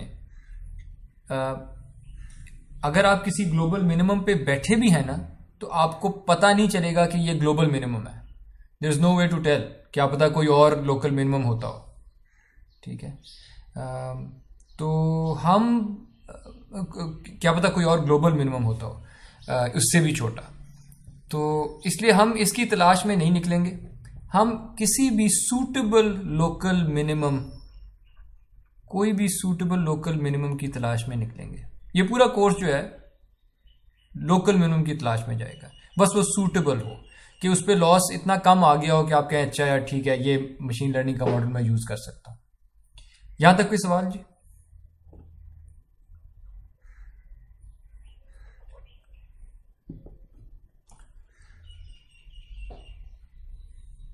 ओके, आगे चलते हैं। ओके, अभी मैं ऐसा करता हूं, मैं ये चंद स्लाइड्स स्किप कर देता हूं, पर ये आप लोगों ने खुद कवर करनी है, ठीक है। सेकंड डेरिवेटिव, इसका कन्वेक्सिटी से ताल्लुक था, पर ये सेकंड डेरिवेटिव के बारे में दिस स्लाइड और हायर डिमेंशंस में सेकंड डेरिवेटिव कैसे आता है, दिस स्लाइड, ये दो स्लाइड्स आपने खुद कवर करनी है, सेकंड डेरिवेटिव और हायर डिमेंशंस, ये आपने कवर करनी है। हमने रेसिटेशन में मैट्रिक्स और वेक्टर कैलकुलस देख ली थी। हमने देख लिया था कि मैट्रिक्स और वेक्टर के डेरिवेटिव्स किस तरह कंप्यूट किए जा सकते हैं, किस तरह उनको अरेंज किस तरह से करना होता है, साइज क्या होगा डेरिवेटिव का। तो ये दो बातें तो हम देख चुके हैं। Now let's quickly go to activation functions, ठीक है। जो लॉस फंक्शंस थे हमने कर लिए हैं अब, यानी रिग्रेशन प्रॉब्लम्स के भी लॉस फंक्शन, यूनिवेरिएट और मल्टीवेरिएट दोनों कर लिए। फिर क्लासिफिकेशन प्रॉब्लम्स के लिए लॉस फंक्शंस, बाइनरी क्लासिफिकेशन और मल्टी क्लास क्लासिफिकेशन दोनों के लिए लॉस फंक्शंस कर लिए। 4 लॉस फंक्शंस कर लिए हैं। ऑलमोस्ट ऑल मशीन लर्निंग ये 4 लॉस फंक्शंस यूज करती है, डीप लर्निंग भी, ठीक है। तो वो हमने अब कर लिया। अब आते हैं एक्टिवेशन फंक्शन पे। व्हेन आई से एक्टिवेशन फंक्शन, इट मीन्स कि आपके पास कोई परसेप्ट्रॉन था, उस परसेप्ट्रॉन पे आप वो इनपुट्स वगैरह देखता था, लेकिन वो फायर जब करता था तो वो एक थ्रेशोल्ड की बेस पे फायर करता था, यानी एक स्टेप फंक्शन था उसका कि इनपुट अगर ग्रेटर देन 0 है तो 1 कर दो, लेस देन 0 है तो 0 रहने दो, ना फायर करो। दिस इज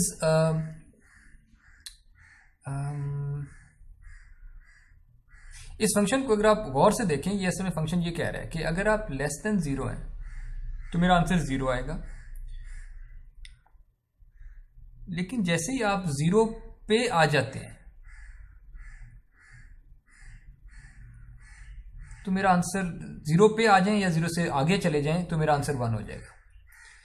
अब मुझे वो कैलकुलस वाली मैं नोटेशन यूज कर रहा हूं कि फिल्ड सर्कल का मतलब है कि एट 0 कौन सी वैल्यू आपने लेनी है। एट 0 मैं ये 1 वाली वैल्यू ले रहा हूं, इसलिए ये फिल्ड सर्कल है, इधर एम्प्टी सर्कल है, ठीक है। इसका मतलब आपका जो स्टेप फंक्शन था थ्रेशोल्ड वाला, ये एक डिसकंटिन्यूअस फंक्शन था, ये इसको आप कंटिन्यूअस नहीं कहेंगे, ठीक है। और अगर ये डिसकंटिन्यूअस है तो इसको आप स्मूथ भी नहीं कहेंगे, नॉन स्मूथ। और अगर नॉन स्मूथ है उसको आप नॉन डिफरेंशिएबल भी कहते हैं, इसका तो डेरिवेटिव नहीं आ सकता, ठीक है। तो बस ये मैं आपको अवेयर करा रहा हूं कि अभी तक जो आप एक्टिवेशन फंक्शन यूज करते रहे हैं वो डिसकंटिन्यूअस था, वो नॉन स्मूथ था, वो नॉन डिफरेंशिएबल था। और उसका डेरिवेटिव असल में हर जगह उसका डेरिवेटिव 0 था, यानी डिफरेंशिएबल था, ऑलमोस्ट हर जगह पे डिफरेंशिएबल था, लेकिन एक जगह पे डिफरेंशिएबल नहीं था। और अगर कोई एक जगह पे भी डिफरेंशिएबल नहीं है तो उस फंक्शन को हम नॉन डिफरेंशिएबल कहते हैं। लेकिन जिन जगहों पे डिफरेंशिएबल था वो वहां भी उसका डेरिवेटिव तो 0 था, यानी इसका रेट ऑफ चेंज देखें यहाँ पे, इन जगहों पे 0 है रेट ऑफ चेंज, इंक्रीज ही नहीं कर रहा फंक्शन, डिक्रीज भी नहीं कर रहा। इधर भी फंक्शन की वैल्यू 1 ही रहेगी तो रेट ऑफ चेंज तो 0 है। और जहां पे ये चेंज होता है वहां पे ये बिल्कुल डिसकंटिन्यूअस तरीके से स्मूथली चेंज नहीं हो रहा, बस एक जंप लग गई, ठीक है। तो इसे डिसकंटिन्यूअस फंक्शन। अगर इसी फंक्शन को हम डायरेक्टली मिनिमाइज करना चाहें, इस तरह की चीज को, तो ग्रेडियंट डिसेंट अगर लाना चाहें तो ग्रेडियंट डिसेंट नहीं लगेगा इस तरह की चीजों पे, और क्योंकि ये डिफरेंशिएबल नहीं है, ग्रेडियंट हर जगह पे एग्जिस्ट कर नहीं रहा, और जहां पे कर रहा है वहां पे 0 है। तो अगर ग्रेडियंट ही 0 आई जा रहा है आपके पास तो आपने जंप्स किस डायरेक्शन में लेनी है, 0 वाली जंप्स ही लगेंगी। तो ग्रेडियंट डिसेंट इस तरह की चीज पे यूज नहीं हो सकता। तो अब हम क्या करते हैं, हम एक और एक्टिवेशन फंक्शन लेके आएंगे, वो स्मूथ होगा, वो डिफरेंशिएबल होगा, और वो स्टेप फंक्शन की तरह का होगा। एग्जैक्टली स्टेप फंक्शन नहीं होगा पर स्टेप फंक्शन की तरह का होगा, ठीक है। और जब भी हम परसेप्ट्रॉन का थ्रेशोल्ड वाला एक्टिवेशन फंक्शन रिप्लेस करेंगे by a smooth step function, smooth activation function, तो अब हम उनको परसेप्ट्रॉन कहने की बजाय अब हम उसको ये न्यूरॉन कहने लग जाएंगे, ठीक है। अब मैं सिर्फ डिफरेंशिएट करना चाह रहा हूं कि ये जो एवोल्यूशन हो रही है हमारे यूनिट्स की, कि पहले परसेप्ट्रॉन थे सिर्फ स्टेप फंक्शन की बेस पे एक्टिवेट होते थे, अब मेरे पास उसका जो एक्टिवेशन फंक्शन है वो जरा एक स्मूथ फंक्शन आ जाएगा और मैं उसको परसेप्ट्रॉन कहने की बजाय अब न्यूरॉन कहना शुरू कर दूंगा, ठीक है। इसलिए न्यूरल नेटवर्क्स जो मॉडर्न डे न्यूरल नेटवर्क्स हैं उनको आज भी मल्टीलेयर परसेप्ट्रॉन्स ही कहा जाता है क्योंकि वहीं से निकले हैं। लेकिन अब उनमें परसेप्ट्रॉन नहीं होता, क्योंकि परसेप्ट्रॉन अगर होता तो वो स्टेप फंक्शन वाला होता। हमारे पास अब स्टेप फंक्शन नहीं होगा, हमारे पास अब कोई स्मूथ सा स्टेप फंक्शन होगा, ठीक है। तो न्यूरॉन एक स्मूथ सा स्टेप फंक्शन रखता है। यहां तक कोई सवाल जी?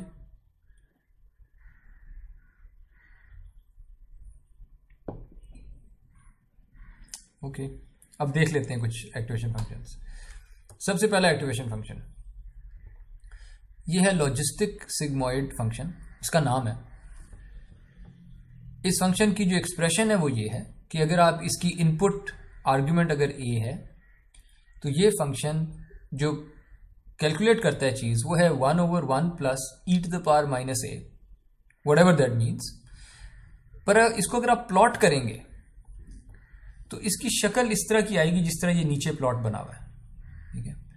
यानी अगर आपकी इनपुट आर्ग्यूमेंट जो है -∞ से लेकर ∞ तक ले जाएं, रियल नंबर है, तो ये जब ये -∞ की तरफ जाएगा तो जो फंक्शन का आंसर है वो इट विल अप्रोच 0,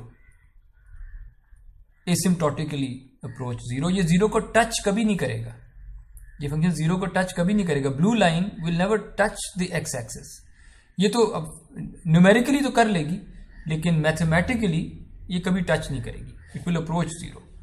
और जब आप इन्फिनिटी की तरफ जाएंगे आपकी इनपुट, तो आपका जो लॉजिस्टिक सिग्मोइड फंक्शन है it will approach but never touch, mathematically speaking, 1। ठीक है, यानी ये 0 से 1 के दरमियान लाई करता है, जिस तरह स्टेप फंक्शन भी ऐसे ही लाई करता था 0 से 1 के बीच में। लेकिन ये 0 से 1 के बीच में सडन जंप नहीं लेके आता, ये ग्रेजुअली 0 से 1 के बीच में मूव करता है। ठीक है, so it's a smooth step function. Sigmoid इसका नाम इसलिए, सिग्मोइड का मतलब है एस शेप्ड, तो ये एस की तरह का है। एस को भी जरा, एस तो ऐसा होता है, लेकिन एस को अगर मैं जरा सा खोल दूं और फिर और ऐसे कर दूं, तो इस तरह के फंक्शन को सिग्मोइड एस शेप्ड फंक्शन कहते हैं। और ये भी अपनी इनपुट -इन्फिनिटी से इन्फिनिटी को लेता है और 0 से 1 की रेंज में मैप कर देता है। आपने कोई कनेक्शन बनाया कि ये 0 से 1 आ गए एक्टिवेशन फंक्शन, तो अब मैं इसको क्या कंसिडर कर सकता हूँ? प्रोबेबिलिटीज। एब्सोल्युटली, जो पहले मैंने वादा किया था, वादा तो नहीं, मैंने कहा था कि अगर कोई फंक्शन 0 से 1 तक आउटपुट कर सकता है तो उस फंक्शन की आउटपुट को मैं प्रोबेबिलिटी वैल्यू यूज कर लूंगा। अब ये दो बातें हैं जो मैं आप पे छोड़ देता हूँ, ये बहुत इंपॉर्टेंट चीजें हैं।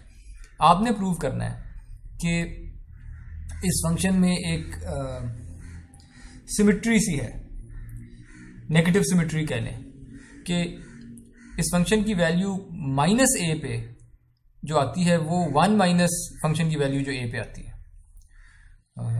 यानी दोनों को कंप्यूट करने की जरूरत नहीं है, एक दफा फंक्शन की वैल्यू निकाल लें और जो -a पे आनी है वो 1 माइनस करके आ जाएगी।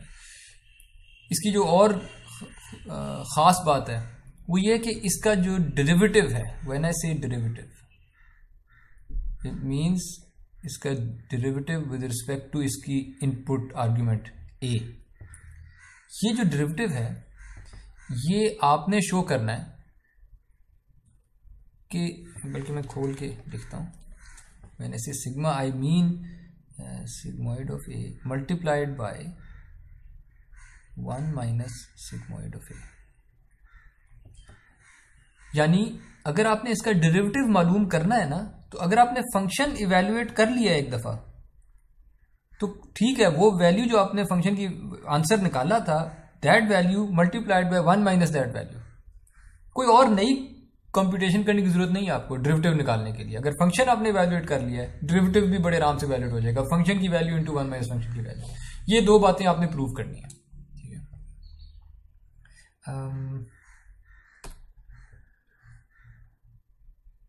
अच्छा, जिस तरह मैंने लॉस फंक्शंस को समराइज किया था, या लॉस फंक्शन मैंने देखे थे रिग्रेशन के और क्लासिफिकेशन के।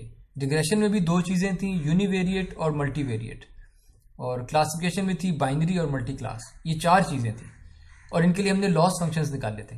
अब हम एक्टिवेशन फंक्शंस समराइज करने लगे हैं जो रिग्रेशन के लिए और क्लासिफिकेशन के लिए यूज होते हैं। यूनिवेरिएट रिग्रेशन यानी आपका जो नेटवर्क है, आउटपुट है मॉडल की, वो सिर्फ एक नंबर आना चाहिए। ठीक है, वो ऐसे होगा कि आपका जितना मर्जी कॉम्प्लेक्स मॉडल है, एक हिडन लेयर है, उसमें बहुत सारे न्यूरॉन्स हैं, लेट्स से हिडन लेयर्स भी बहुत ज्यादा हैं, बहुत सारे न्यूरॉन्स हैं, यानी जो भी हो रहा है पहले, ठीक है, मैं जो आउटपुट चाहता हूं वो एक नंबर चाहता हूं। तो ठीक है, मैं आखिरी लेयर पे सिर्फ एक आउटपुट यूनिट लगा दूंगा, एक परसेप्ट्रॉन या एक न्यूरॉन। ठीक है, अगर मैं, यानी it doesn't matter to me के पीछे कितना कॉम्प्लेक्स न्यूरल नेटवर्क था, what matters to me is, and it doesn't matter to me कि उसकी इनपुट्स भी यूनिवेरिएट इनपुट थी, मल्टीवेरिएट इनपुट थी, व्हाटएवर, मुझे सिर्फ आउटपुट से गर्ज है कि मेरी आउटपुट एक नंबर आना चाहिए। तो ठीक है, मैं आउटपुट लेयर पे एक यूनिट लगा दूंगा। उसके बाद अगर आपने रिग्रेशन करनी है, तो रिग्रेशन में तो ये होता है कि क्लासिफिकेशन को देख लेते हैं। क्लासिफिकेशन में तो आप प्रोबेबिलिटीज आउटपुट कराना चाह रहे थे 0 से 1, लेकिन रिग्रेशन जिसमें आप किसी भी कंटिन्यूअस फंक्शन को आपने मॉडल करना है, रिग्रेशन में तो जो आपकी आउटपुट है वो -∞ से इन्फिनिटी की तरह की होती है कि कुछ भी आउटपुट हो सके, ठीक है, पूरी रेंज। तो अगर मैं यही चाहता हूं तो मैं एक आउटपुट न्यूरॉन यूज करूंगा जिसका एक्टिवेशन फंक्शन आइडेंटिटी फंक्शन होगा।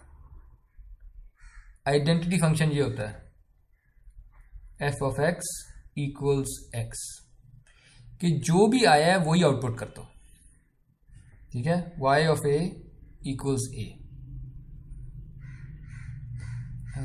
क्योंकि a की वैल्यू क्या थी, और ये जिसको मैं a कह रहा हूं ये था क्या, ये W ट्रांसपोज, अब x तो नहीं मुझे कहना चाहिए क्योंकि ये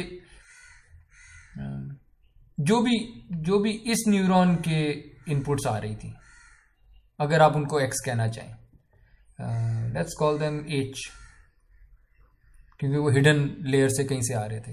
तो W ट्रांसपोज H + B, ये जो इस तरह की एक्सप्रेशन होती है डॉट प्रोडक्ट वाली, वी नो कि ये एक्सप्रेशन -∞ से इन्फिनिटी के बीच में आ सकती है, और यही मैं आउटपुट भी यही चाह रहा हूं, तो ठीक है, इसी इनपुट को आउटपुट भी कह देते हैं।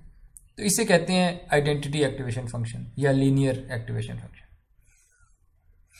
ठीक है, ये क्लियर है कि रिग्रेशन अगर मैंने करनी है -∞ से इन्फिनिटी तक आंसर लेके आना है, तो ठीक है, W ट्रांसपोज X + B जो आ रहा था, इसी को आंसर भी कहते हैं, यानी आइडेंटिटी एक्टिवेशन फंक्शन रखते हैं। और अगर आपके पास मल्टीवेरिएट है तो ठीक है, कोई बात नहीं, पीछे जो भी हो रहा है होने दें। Let me copy this.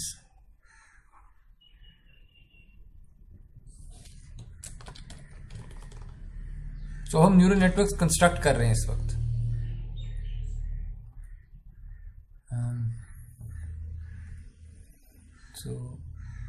इधर लेकिन अगर आपको आउटपुट पे के 3 यूनिट्स चाहिए, लेट्स से, ठीक है, y1 आ जाएगा, y2 आ जाएगा, y3 आ जाएगा, तो आउटपुट यूनिट्स उतने बढ़ा दें जितने आपको चाहिए आंसर। और अगर ये रिग्रेशन के लिए यूज होने हैं तो इसका भी आइडेंटिटी एक्टिवेशन फंक्शन रख दें, इसका भी आइडेंटिटी एक्टिवेशन फंक्शन रख दें, और तीसरे का भी आइडेंटिटी एक्टिवेशन फंक्शन रख दें, यानी सारों को एक्टिवेशन फंक्शन आइडेंटिटी रख देंगे, ठीक है, यानी y(ak) = just ak, जिसमें ak जो टर्म है, ये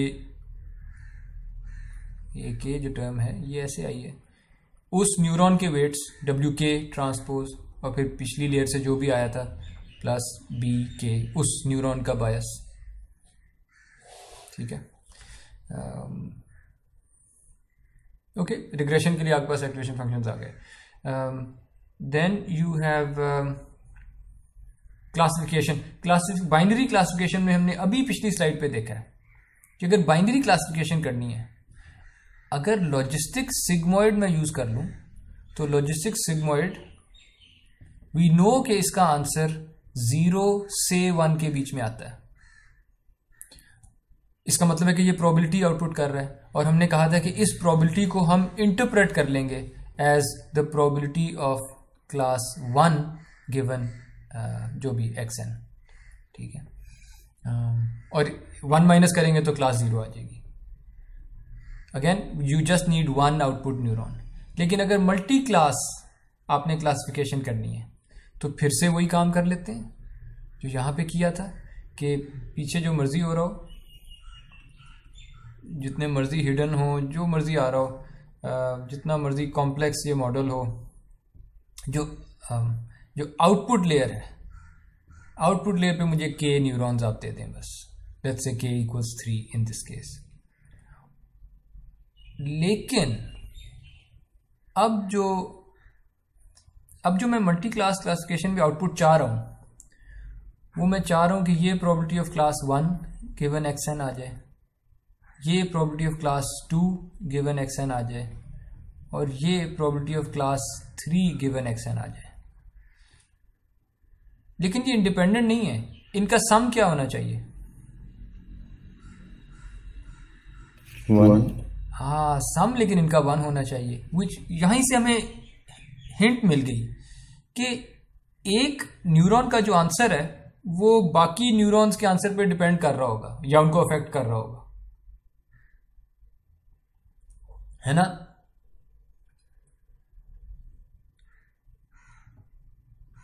मसलन अगर पहले दो न्यूरॉन्स पे आंसर आ गया है 0.2, अगले का 0.6, तीसरे न्यूरॉन का आंसर क्या होना चाहिए? सिर्फ 0.1 0.2 यानी 1 टोटल होना चाहिए। तो बताएं क्या आंसर होगा? 0.2 होगा। सिर्फ 0.1 नहीं हो सकता। प्रोबेबिलिटी के रूल्स फॉलो करें। अगर सम 1 आना है प्रोबेबिलिटीज का, तीसरे का क्या आंसर आना चाहिए?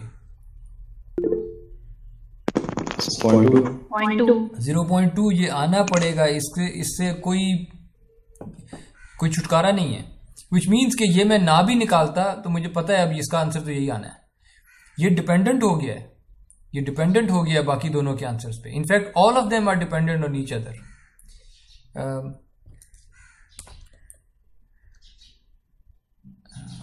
किसी ने कोई ओके ये डिपेंडेंट हो गया एक दूसरे के आंसर्स पे। तो लेट्स नाउ लुक एट जो हमारा आखिरी एक्टिवेशन फंक्शन है, उसे सॉफ्ट मैक्स एक्टिवेशन फंक्शन कहते हैं। वो ये चीज हमें अचीव करके देगा कि न्यूरॉन्स की आउटपुट्स एक दूसरे पर डिपेंड कर रही होंगी, और वो प्रोबेबिलिटीज निकाल के देगा हर क्लास की, और प्रोबेबिलिटीज का सम जो है वो 1 आता होगा। So let's look at that one. Soft max layer जिसको आप कहते हैं, सॉफ्ट मैक्स लेयर, उसमें ये है कि y1 एक आउटपुट आ रही है, y2 दूसरी आउटपुट आ रही है, y3 तीसरी आउटपुट आ रही है। लेकिन ये कैसे आ रही हैं? जब आप कहते हैं मेरे पास एक, यानी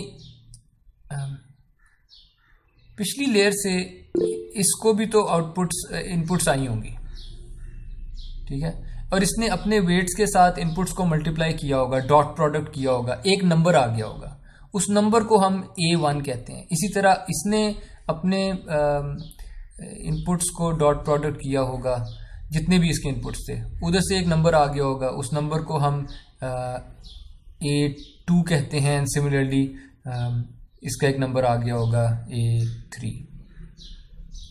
ये जो नंबर्स हैं A1, A2, A3, इनको हम कहते हैं प्री एक्टिवेशंस।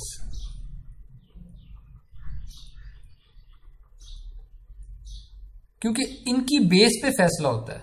परसेप्ट्रॉन भी इस नंबर को थ्रेशोल्ड करता था और कहता था मैंने एक्टिवेट होना है कि नहीं होना। इसी तरह सॉफ्टमैक्स में लॉजिस्टिक सिग्मॉइड में भी ये प्री एक्टिवेशन होती थी, इसकी बेस पे सिग्मॉइड अपना आंसर निकालता था, ठीक है। तो इनको प्री एक्टिवेशंस कहेंगे। और ये हैं कि असल में ये वो W transpose X plus B वाला काम है। इस केस में हिडन लेयर है W1 प्लस B1, A1 जो है वो ऐसे आ रहा होगा, ठीक है। ये वो डॉट प्रोडक्ट का आंसर है। सॉफ्टमैक्स क्या करता है? पहले वाले प्री एक्टिवेशन को लेता है, दूसरी वाली प्री एक्टिवेशन को भी लेता है, तीसरी वाली प्री एक्टिवेशन को भी लेता है। पहले ट्रेडिशनली जो हम देख रहे थे वो ऐसे आंसर निकलता था। इस A1 से सिर्फ Y1 निकलता था, A2 से सिर्फ Y2 का आंसर निकलता था, एंड सो ऑन। लेकिन अब क्या होने लगा है? ये जो A1 में एक्टिवेशन आई है ना, ये पहले न्यूरॉन को भी जा रही है, ये दूसरे न्यूरॉन को भी जा रही है, और ये तीसरे न्यूरॉन को भी जा रही है, सबको जा रही है, राइट। और इसी तरह A2 भी सबको फीड हो रही है, इसी तरह A3 भी सबको फीड हो रही है। Y1 क्या कर रहा है? Y1 का जो फंक्शन है, एक्टिवेशन फंक्शन, वो ये है e⁻A1 over some of e⁻AI। यानी सारे जितनी भी एक्टिवेशंस थी उनको एक्सपोनेंशियल फंक्शन के थ्रू गुजारें, उनका सम कर दें, ये डिनोमिनेटर आ गया, ठीक है। यानी ये डिनोमिनेटर कॉमन है, ये डिनोमिनेटर कॉमन है तमाम आउटपुट्स में कि e⁻A1 प्लस, इस केस में कर लेते हैं, e⁻A1 plus e⁻A2 plus e⁻A3, ये सम एक आ गया मेरे पास। अब पहले न्यूरॉन की आउटपुट आ रही है e⁻A1 करके, दूसरे न्यूरॉन की आउटपुट आ रही है e to the power a2 over the same sum, e to the power a1 plus e to the power a2 plus e to the power a3, और तीसरे की आ रही है again e to the power a3 करके।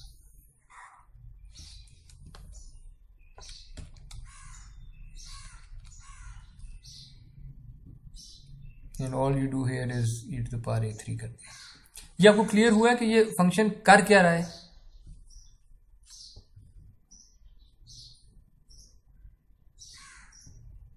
And notice कि यहाँ पे दिस इज ए के का आंसर, यानी वाई के का आंसर है ये जो मैंने आंसर लिखा है ये वाई के का आंसर है, के एच न्यूरॉन का आंसर। उसमें मैंने यहाँ सेमीकोलन डाला है और सेमीकोलन के बाद मैंने तमाम प्री एक्टिवेशंस यहाँ पे रखी हैं, जस्ट टू टेल यू कि किसी भी न्यूरॉन का आंसर जो है वो तमाम प्री एक्टिवेशंस को देख के आ रहा है, सिर्फ एक को नहीं देख रहा। लेकिन यहाँ पे एक ए लिखा हुआ है, यानी ये अभी जो आंसर है ये के एच न्यूरॉन के लिए है, पर देखेगा ये सबको। न्यूमरेटर में ये एक ए आएगा उसका अपना, और डिनोमिनेटर में सारे आएंगे। अब देख लेते हैं कि सॉफ्टमैक्स फंक्शन को जो नाम सॉफ्टमैक्स दिया गया है, why is it called a softmax function. उसकी वजह यह है कि सॉफ्टमैक्स फंक्शन जो है it provides a smooth, when I say smooth I mean differentiable, जिसका डेरिवेटिव कंप्यूट किया जा सकता है। It provides a smooth approximation to finding the index of the maximum element in a list of numbers. So for example आपके पास 3 numbers हैं 1, 10 और 100। अगर इन 3 नंबरों को मैं सॉफ्टमैक्स फंक्शन में से गुजारूं तो इनके आंसर्स ये होंगे। पहले नंबर का आंसर होगा e to the power 1 divided by, denominator में क्या होगा e to the power 1 plus e to the power 10 plus e to the power 100। Now notice के e टू द पावर 100 एक बहुत ही बड़ा नंबर होगा, बहुत ही बड़ा नंबर, इतना बड़ा नंबर कि जब आप उसके अंदर e to the power 10 plus करेंगे तो कोई ख़ास फर्क नहीं पड़ेगा, और जब उसमें e to the power 1 plus करेंगे तो ऑलमोस्ट कोई फर्क नहीं पड़ेगा, क्योंकि e टू द पावर 100 बहुत ही बड़ा नंबर था। यानी इस सम को e to the power 100 dominate कर रहा है। जो दूसरे नंबर का आंसर होगा वो होगा e to the power 10 over the same sum e to the power 1 plus e to the power 10 plus e to the power 100, और तीसरे का आंसर होगा e to the power 100 over e to the power 1 plus e to the power 10 plus e to the power 100। अब इसमें तीसरे number में numerator भी बहुत बड़ा नंबर है और डिनोमिनेटर भी बहुत बड़ा नंबर है। इनफैक्ट वो दोनों नंबर ऑलमोस्ट एक जितने हैं, क्योंकि डिनोमिनेटर में जो e to the power 10 और e to the power 1 की कॉन्ट्रीब्यूशन है वो compare to e to the power 100 almost non existent है।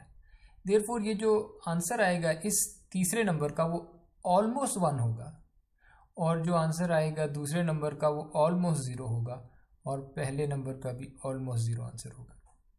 यानी ये 3 नंबर जब सॉफ्टमैक्स में से गुजरते हैं तो जो रिजल्ट आता है वो इसका रिजल्ट आ जाता है ऑलमोस्ट 0, इसका रिजल्ट आ जाता है ऑलमोस्ट 0, और जहाँ सबसे बड़ा नंबर पड़ा होता है वहाँ पे ऑलमोस्ट 1 आंसर आ जाता है। तो देयरफॉर सॉफ्टमैक्स जो फंक्शन है ये एक डिफरेंशिएबल तरीके से मैक्सिमम वाली जगह पे 1 आंसर दे देता है, तो आपको पता लग जाता है ऑटोमेटिकली कि सबसे बड़ा नंबर कौन सा था, कहाँ पे था। और डिफरेंशिएबल मैं इसलिए कह रहा हूँ कि it's all e to the power x1, e to the power x2, e to the power x3, सारे एक्सपोनेंशियल फंक्शन में से गुजर रहे हैं और डिवीजन कर रहे हैं आप, ये सब डिफरेंशिएबल है। लेकिन be careful, numerical problems can arise sometimes. For example अगर आप ट्राई करें इसको 1, 2, 3 पे, तो e to the power 1 divided by ये sum e to the power 1 plus e to the power 2 plus e to the power 3, ये number और जो दूसरा नंबर है e to the power 2 over the same sum and then e to the power 3 over the same sum, इसमें clearly e to the power 3 dominate नहीं कर रहा होगा, ठीक है। e⁻³ कोई इतनी बड़ी टर्म भी नहीं हो गई होगी कि वो डोमिनेट कर ले e⁻² को, ठीक है। सो ये इसलिए हुआ था क्योंकि 1, 2 और 3 आपस में करीब थे। इसकी सोल्यूशन इस प्रॉब्लम की ये है कि आप जो ओरिजिनल नंबर्स है 1, 2, 3 उनको 100 से मल्टीप्लाई कर दें, तो फिर आपके पास 100, 200 और 300 आ गया होगा, और इसमें e⁻³ will start clearly dominating e⁻² and e⁻100, और आंसर तीसरे इंडेक्स पे अब 1 के करीब आंसर आ जाएगा, ठीक है। अगर आपने 1, 2, 3 ही ओरिजिनली रॉ नंबर्स यूज किए होते तो 3 वाली जगह पे 1 के करीब आंसर नहीं होना था, ठीक है। या फिर इस तरह भी हो सकता है कि अगर आपका एक नंबर बहुत ज्यादा बड़ा है तो e⁻1000 आंसर ही नहीं आएगा आपके पास, यानी your calculator, your computer, your phone, most of these things, ये आपको उनकी जो रेंज है of numbers, the largest number that it can store, उससे बड़ा नंबर आ जाएगा e⁻1000। और अगर आपका कैलकुलेटर इसको कंप्यूट कर लेता है तो मैं e⁻10,000 ले आऊंगा, वहां पे फेल हो जाएगा। पॉइंट इसके जब e⁻x बहुत बड़ी वैल्यू हो जाए जो आपकी मशीन हैंडल ना कर सके, स्टोर ही ना कर सके, वो नंबर रिप्रेजेंट ना कर सके उस नंबर को, तो तब ये फॉर्मूला फेल हो जाता है, ठीक है। और इसकी भी सोल्यूशन है। सोल्यूशन ये है कि अगर आप मैक्सिमम नंबर पहले ही माइनस कर दें, यानी ये जो 1000 था इसको पहले ही माइनस कर दें तीनों में से, so you will get 1 - 1000, that will be -999। अगला नंबर आ जाएगा -990, और ये नंबर आ जाएगा 0। इस पे अगर आप सॉफ्ट मैक्स लगाएंगे तो यूल सी कि इस पे जब सॉफ्ट मैक्स लगेगा तो यहाँ पे 1 आंसर आ जाएगा, बाकियों पे 0 आंसर आ जाएगा, ठीक है। और since you were interested in the index of the maximum element, तो वो index of the maximum element उस जगह पे आ गया है। फॉर एग्जांपल मैक्सिमम एलिमेंट यहाँ पे तीसरे इंडेक्स पे था 1000, यहाँ भी आंसर तीसरे इंडेक्स पे आया, सो यूर डन, ठीक है। तो ये कुछ ट्रिक्स हैं कि जब ये न्यूमेरिकल इश्यूज अराइज हो जाते हैं तो तब भी सॉफ्टमैक्स फंक्शन यूज किया जा सकता है। ये मैं इसलिए बता रहा हूँ कि अक्सर जो बने बनाए सॉफ्टमैक्स फंक्शन आप यूज करेंगे लाइब्रेरीज में, कई दफा ये होता है कि उनके अंदर ये ट्रिक्स हैंडल नहीं हुए होते, ये केसेस हैंडल नहीं हुए होते, तो फिर आप अस्यूम करते हैं कि सॉफ्टमैक्स हर बारी सही जगह पे इंडेक्स दे देगा मैक्सिमम वाली जगह पे, लेकिन वो न्यूमेरिकल इश्यूज हैंडल नहीं हुए होते, और तो न्यूमेरिकल प्रॉब्लम आ जाती है, आपको पता भी नहीं चलता, आप कोड करके आगे गुजर चुके होते हैं। जब इस तरह के इनपुट्स आएंगे, प्रॉब्लमैटिक इनपुट्स, तो वो तब numerical issues they will rear their ugly head, और आपने उनको हैंडल नहीं किया होगा। इसको नॉर्मलाइज्ड एक्सपोनेंशियल फंक्शन भी कहते हैं सॉफ्टमैक्स को, वो जो कि मतलब इट्स क्लियर कि क्यों कहते हैं, क्योंकि एक्सपोनेंशियल में से गुजार रहे हैं हर चीज को, और फिर सम से डिवाइड कर रहे होते हैं, जिसको नॉर्मलाइजेशन कहते हैं। सम से किसी को डिवाइड करें तो इस ऑपरेशन को नॉर्मलाइजेशन कहते हैं। लेकिन ये हम सॉफ्टमैक्स फंक्शन हमने पढ़ा ही इसलिए था, जो असल मकसद है इसका हमारे लिए वो ये है कि सॉफ्टमैक्स चूंकि सम से डिवाइड करता है, तो हर इंडिविजुअल आंसर जो है वो 0 से 1 के बीच में गारंटीड है, क्योंकि आपने सारे नंबर्स को एक्सपेंशन में से गुजारने के बाद सम से डिवाइड किया था, तो हर नंबर अब 0 और 1 के बीच में आएगा। 1 से छोटा आएगा, 0 से बड़ा क्यों आएगा? 0 से बड़ा इसलिए आएगा क्योंकि आपने एक्सपोनेंशियल से गुजारा था, यानी e⁻x is always greater than equal to 0, ठीक है, फॉर ऑल x, ठीक है, फॉर ऑल x, यानी x कोई भी रियल नंबर आप ले आए, -∞ से लेके इन्फिनिटी तक कोई भी नंबर ले आए, e⁻x ये हमेशा एक पॉजिटिव नंबर होगा या 0 होगा, ये कभी भी नेगेटिव नहीं हो सकता। और सिंस आपने सम से डिवाइड किया था और सारे नंबर्स पॉजिटिव थे, तो देयरफॉर इन सब का जो सम, अब अगर आप सम करेंगे तो वो 1 आएगा। तो सॉफ्टमैक्स से जो निकली हुई आउटपुट्स होती हैं, they are guaranteed to be probabilistic outputs, to be probability values. तो इसलिए हम जब भी हमें प्रोबेबिलिटीज चाहिए होंगी तो हम अपने न्यूरल नेटवर्क की उस लेयर को या आखिरी लेयर को सॉफ्टमैक्स में से गुजारेंगे, ताकि आपके पास मुख्तलिफ क्लासेस की प्रोबेबिलिटीज आ जाएंगी। जितने भी आउटपुट के न्यूरॉन्स हैं उतनी आपकी क्लासेस होंगी, हर न्यूरॉन की आउटपुट उस क्लास की प्रोबेबिलिटी इंटरप्रेट की जाएगी।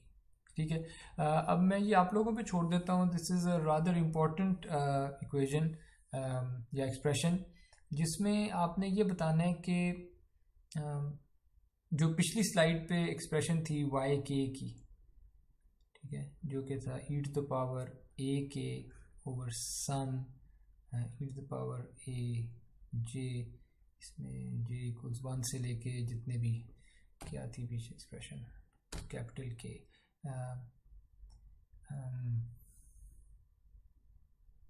तो इस एक्सप्रेशन का अगर मैं डेरिवेटिव लूँ कर्ली y के बाय कर्ली a,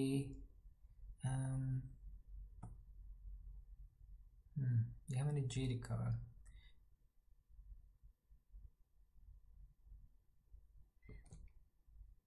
अच्छा उधर आया था, ठीक है उधर आया था। सो मैं इस समेशन का जो इंडेक्स है उसको अगर आप मुझे इजाज़त दें मैं उसको दोबारा आई कर दूं।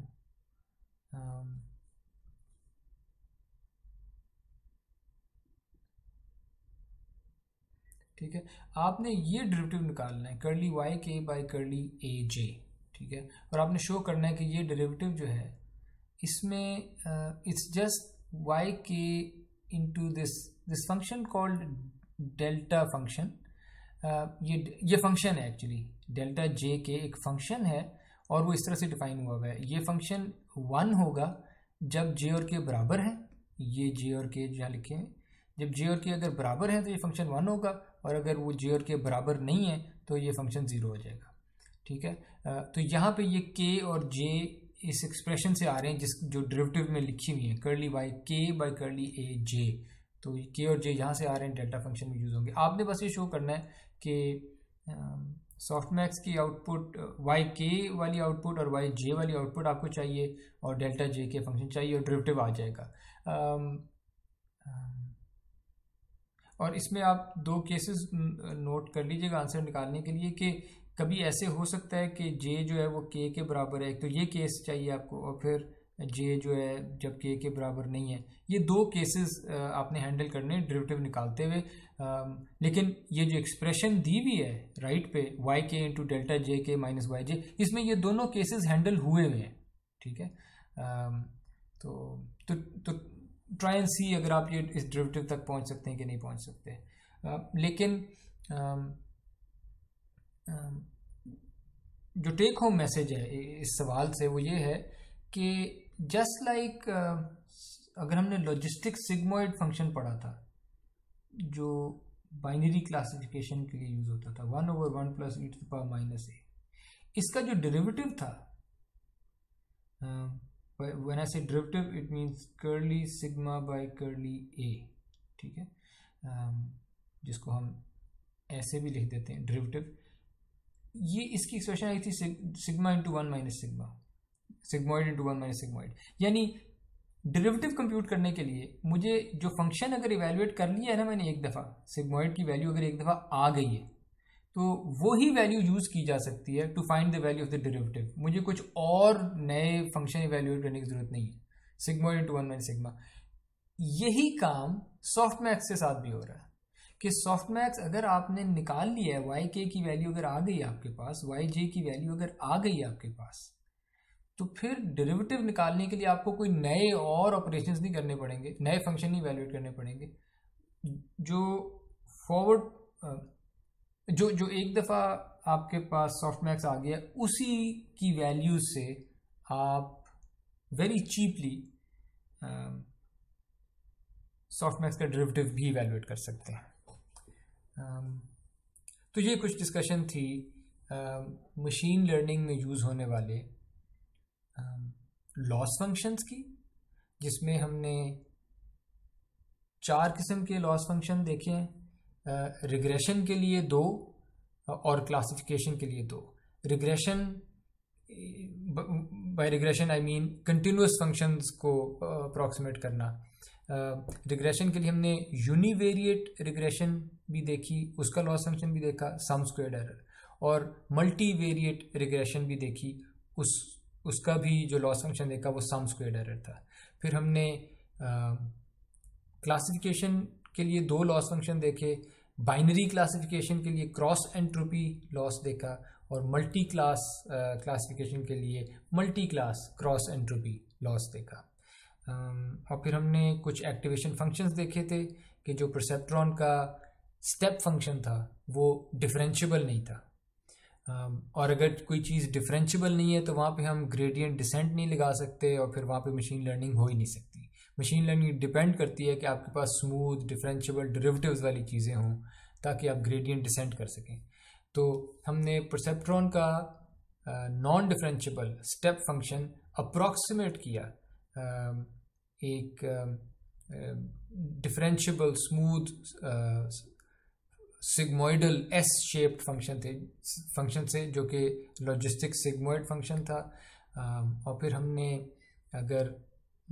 हमने ये भी देखा कि जो सिग्मोइड फंक्शन है वो प्रोबेबिलिटी आउटपुट करता है और उसको हम इंटरप्रेट करेंगे कि ये क्लास 1 की प्रोबेबिलिटी है, अगर आपने हमेशा 2 क्लासेस में ही क्लासीफाई करना है। लेकिन अगर आपने मल्टीपल क्लासेस में क्लासीफाई करना है तो उसके लिए हमने सॉफ्ट मैक्स एक्टिवेशन फंक्शन देखा है जो इंश्योर करता है कि अगर के न्यूरॉन्स हैं जिनके ऊपर आपने सॉफ्ट मैक्स फंक्शन लगाया हुआ है तो वो के न्यूरॉन्स जो आंसर करेंगे वो सारे आंसर 0 और 1 के बीच में होंगे और उनका सम जो है वो 1 होगा, विच मीन्स कि वो के आंसर्स प्रोबेबिलिटी की वैल्यूज होंगे। और उनको हम इंटरप्रेट ऐसे करेंगे कि पहले न्यूरॉन की आउटपुट पहली क्लास की आउटपुट होगी, प्रोबेबिलिटी होगी, दूसरे न्यूरॉन की output will be the probability of belonging to class 2, kth neuron की output will be the probability of belonging to the kth class. तो ये हमने ये समरी थी जो इस लेक्चर हमने चीज़ें सीखी। ठीक है जी, शुक्रिया जी।